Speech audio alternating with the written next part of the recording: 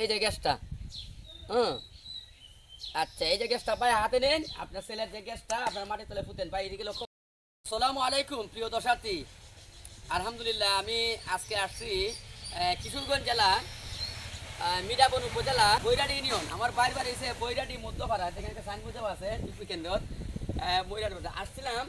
এই যে আমার পাতিজার নাম কিটা, আদিব মিয়া। ওনার বাথরুমের রাস্তা গ্যাস বাইরে হতো। গ্যাসটা যেখানে লক্ষণটা আমি দেখাচ্ছি এইরকম লক্ষণ ছিল, এরকম একটা লক্ষণ, জয়বার বাথরুম করতো ওইবারই রক্ত যেত, এরকম কষ্ট।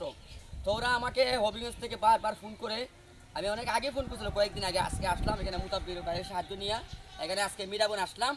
আসার পরে বৈরাটে আসলাম, ওনারা বাড়িতে আমাদের খাওয়া দাওয়া করাইলেন। আলহামদুলিল্লাহ, এই বাচ্চাটা দেখেন বয়স হয়েছে 7.5 বছর মনে হয়, 7 বছর। বাথরুমের রাস্তাতে গ্যাসটা বাইরে হইতে দেখাইলাম, এই গ্যাসটা আজকে আমি নগদ ফালাইয়া পুত্র বই দিলাম একটু মোবাইলে হাসানো। এই যে, এই যে গ্যাসটা।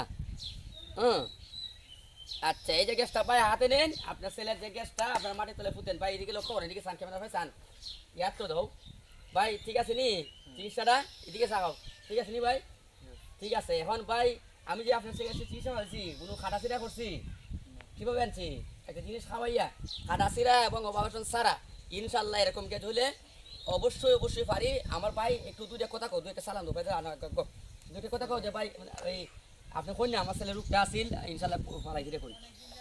আসসালামু আলাইকুম। আমার পুতের এই সমস্যাটা আসছিল, কয়েকদিন ধরে আজ রক্ত টুকে গেছে ধরে আসছিল।